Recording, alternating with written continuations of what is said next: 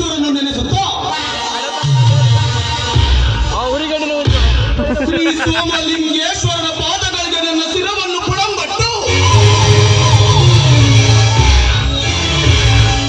ಆ ನನ್ನ ತಂದೆ ಕುಲದೇವರಾದ ಶ್ರೀ ಬೀರಲಿಂಗೇಶ್ವರನನ್ನು ನೆನೆಸುತ್ತಾ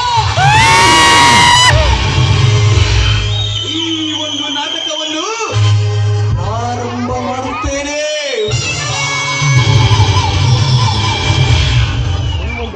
ಭಕ್ತಿಯಿಂದ ಸ್ಥಿರವಾಗಿ ತಂಬೂರಿ ಹಿಡಿದರೆ ಶ್ರೀಮಂತ ಕನಕದಾಸ,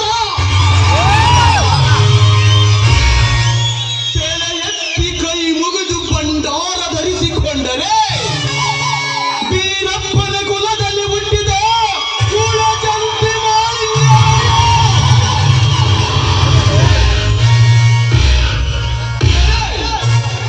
ಯಾಕೋ